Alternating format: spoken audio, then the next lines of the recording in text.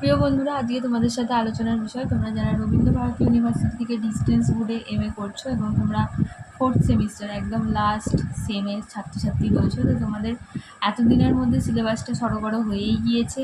তো তোমাদের ফোর্থ সেমিস্টারে 5টা পেপার পরীক্ষা দিতে হবে। তার মধ্যে দেখো, প্রথম যে পেপারটা রয়েছে, ঠিক আছে, 4.1, এটা হচ্ছে তোমাদের সিসি পেপার। তো আর দুটো পেপার আছে, সিইসি পেপার রয়েছে, আর দুটো আছে ওইসি পেপার রয়েছে, ঠিক আছে। তো দেখো, তোমাদের সিসি 4.1 যে পেপারটা, তার সিলেবাস এবং পেপারটার নাম রয়েছে India and the temporary world. তো এর মধ্যে প্রথম 4টে ইউনিট একটু তোমরা দেখে নাও, এতটা পড়ে পড়ে বলা সম্ভব নয়, 5টা পেপার অনেক লং ভিডিও হয়ে যাবে।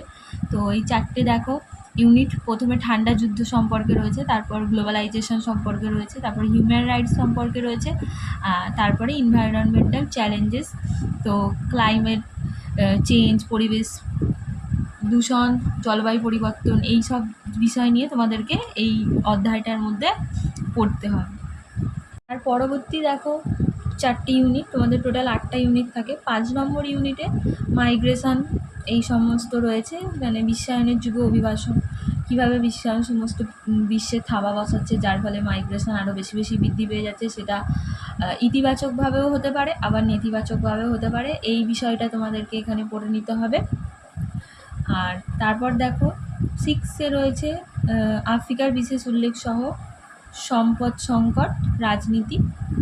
7-এ তোমাদের সন্ত্রাসবাদ সম্পর্কে পড়ে নিতে হবে। তো এই পুরো অধ্যায়টা সন্ত্রাসের উপরেই রয়েছে। আর লাস্ট ইউনিট দেখো, তোমাদের রয়েছে সাময়িক বিশ্বের নিরাপত্তা। এটা তোমরা অনার্স পেপারেও পড়েছিলে, সন্ত্রাসবাদও অনার্স পেপারে তোমরা অবশ্যই পড়েছিলে যারা রাষ্ট্রবিজ্ঞানে অনার্স করেছে। এগুলো তোমাদের জানা বিষয়, এগুলোই কিন্তু আবার এমএতে তোমাদের ডিটেলসে রিপিট করা হয়েছে, এগুলো একটু ভালো করে পড়তে হবে। এরপর দেখো, তোমাদের যেটা বললাম সিইসি 4.1, এটা তোমাদের সেকেন্ড পেপার। এতে তোমাদের দেখো দলিত সম্পর্কে এই পেপারটা পুরোটা রয়েছে। তার মধ্যে দলিতের ধারণা, Dalit development discourses, Dalit literature, Dalit and globalisation, Dalit and human rights, Dalit and diaspora, ঠিক আছে। তারপর দলিত ফিউম্যানিজম, এই অধ্যায়টা খুব ইম্পর্টেন্ট। দলিত নারীবাদ থেকে কিন্তু প্রত্যেকবার দেখছি আমি প্রশ্ন আসছে, তো এটা তোমাদের খুব ভালোভাবে পড়তে হবে। আর দলিত পলিটিক্স, দলিত রাজনীতি, এটা হচ্ছে তোমাদের এই সিইসি 4 পেপারে সিলেবাস। একটু ভালো করে দেখে নাও, পারলে তোমরা লিখেও নিতে পারো। দেখো, তারপর হচ্ছে সিইসি 4.2, এই পেপারটা সিলেবাস প্রচুর হিউজ সিলেবাস। তোমরা যারা অনার্স করেছো রাষ্ট্রবিজ্ঞানে জানো তোমরা জনপ্রশাসনের কত বড় হিউজ সিলেবাস হতে পারে। তো এটা লোকাল গভর্নমেন্ট প্রশাসনের ওপরের পেপার, এটা খুব টাফ পেপার, আমি সত্যি কথাটাই বলছি, টাফ পেপার, ভালোভাবে পড়বে। দেখো, দুটো ইউনিট করে দেখাচ্ছি, ইংলিশও দেওয়া আছে, বাংলাও দেওয়া আছে, তোমরা তোমাদের যেটা সুবিধা হয় সেটাই তোমরা নোট ডাউন করে দেবে। প্রথমে দেখো স্থানীয় সরকারের বিভিন্ন সংজ্ঞা, কোন রাষ্ট্রবিজ্ঞানীদের মতে কি, সেগুলো এখানে পড়ে নিতে হবে। কিছু থিওরিও এখানে রয়েছে, তোমাদের পড়তে হবে। সেকেন্ড ইউনিটে রয়েছে ঔপনিবেশিকতাবাদের উপরে। পরবর্তী দেখো পশ্চিমবঙ্গের পঞ্চায়েতি রাজ, এটা তোমাদের মনে হচ্ছে সেকেন্ড না ফার্স্ট সেমেও ছিল, তো সেটাই এখানে আবার পড়ে নিতে হচ্ছে। তারপরে পশ্চিমবঙ্গের গ্রামীণ রাজনীতি পড়ে নিতে হচ্ছে তোমাদের। তারপরে দেখো পঞ্চায়েতে জনগণের অংশগ্রহণ, এই সম্পর্কে তোমাদের পড়তে হবে। লোকাল গভর্নমেন্ট রয়েছে, তো তাই জন্য পশ্চিমবঙ্গের উপরেই বেশি পেপারটা দিয়েছে এখানে। তার পরবর্তী দেখো 6-এ তোমাদের ভারতের নগরায়ন এইসব পড়তে হবে। তারপরে পৌরসভা, পঞ্চায়েত, এইগুলো পড়ে নিতে হবে। আর লাস্ট ইউনিটে দেখো স্থানীয় সরকারের নির্বাচন, রাজ্য নির্বাচন কমিশনের সাংবিধানিক বিধান, ভূমিকা, এগুলো কিন্তু তোমাদের এই পেপারের মধ্যে পড়ে নিতে হবে। তো জনপ্রশাসনের পেপারটা কিন্তু তোমাদের, মানে লোকাল গভর্নমেন্টের পেপারটা কিন্তু খুব হিউজ পরিমাণ সিলেবাস রয়েছে, এখন থেকে তোমরা পড়তে চালু করে দাও। দেখো, তোমাদের ওইসি 4.1 ওম্যান স্টাডিজ রয়েছে, ঠিক আছে। তো নারী শিক্ষা, এটা তোমাদের পড়তে হবে।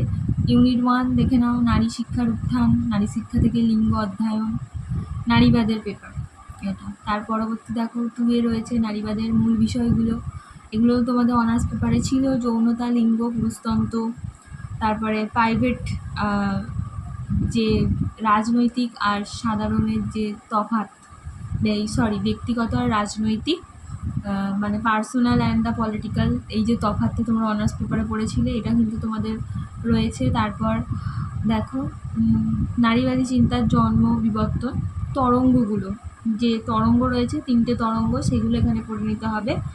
তার পরবর্তী দেখো ইউনিট 4, এখানে তোমাদের উদারপন্থী, মার্ক্সবাদী বিভিন্ন যে মতামত সেগুলো পড়ে নিতে হবে। তারপর মানবাধিকার রয়েছে 5th অধ্যায়ে। 6th-এ দেখো তোমাদের 6th-এ রয়েছে নারীবাদ ও নাগরিকত্ব, সিটিজেনশিপ অ্যান্ড ফিউম্যানিজম, এগুলো রয়েছে। 7-এ হচ্ছে ভারতীয় নারীবাদী ইতিহাস রচনা রয়েছে।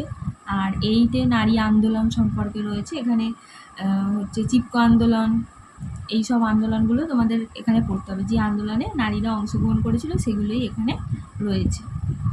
পরবর্তী পেপার দেখো ওইসি 4.2 politics of development and environment, এটা পরিবেশের উপরে এই পেপারটা রয়েছে, পরিবেশ রাজনীতি। তার মধ্যে প্রথম ইউনিটে তোমাদের পলিটিক্যাল ইকোনমি অ্যান্ড ডেভেলপমেন্ট পড়তে হচ্ছে। সেকেন্ডে দেখো neoliberal policies, structural adjustment programmes and challenges to governance, এগুলো পড়ে নিতে হচ্ছে। 3-এ দেখো গ্লোবালাইজেশনের উপরে রয়েছে, বিশ্বায়ন কীভাবে পরিবেশের উপর চাপ সৃষ্টি করছে, প্রভাব ফেলছে, এটাই এই অধ্যায়ে তোমাদের পড়তে হবে। তার পরবর্তী 4th ইউনিটে দেখো তোমাদের উন্নয়ন স্থানচ্যুতি, মানে ওই মাইগ্রেশন, এগুলোই আবার পড়ে নিতে হচ্ছে। প্রত্যেকটা পেপারের সাথে প্রত্যেকটা কিন্তু একটু লিঙ্ক রয়েছে। তারপর দেখো 5th অধ্যায়ে রাজনৈতিক বাস্তুস্বাস্থ্য রয়েছে, ঠিক আছে, ইকোলজি পেপারটা এখানে রয়েছে। 6th-এ রয়েছে সংরক্ষণ, টেকসই উন্নয়ন মানে সাস্টেনেবল ডেভেলপমেন্ট, এগুলো তোমাদের অনার্স পেপারে ছিল, আবার রিপিট হয়েছে ইউনিট 7। তো এটা দেখো পরিবেশগত আন্দোলন, যেটা আগের পেপারে ছিল নারী আন্দোলন, তো ওখান থেকেই কিছু রিলেটেড এখানে রয়েছে, চিপকো আন্দোলন, বসুন্ধরা সম্মেলন, এইগুলো। তারপর নর্মদা বাঁচাও আন্দোলন, সাইলেন্ট ভ্যালি, এইগুলো হচ্ছে এই পেপারটাই রয়েছে এই ইউনিটে। আরতে দেখো ক্লাইমেট চেঞ্জ, জলবায়ু পরিবর্তন, তো এইগুলো তোমাদের পড়ে নিতে হবে। এই হলো তোমাদের 5টা পেপারের সিলেবাস। ভিডিওটা কেমন লেগেছে অবশ্যই জানাবে কমেন্টে। পরবর্তী কোনো ভিডিও নিয়ে আবার এর পরবর্তীতে আসবে।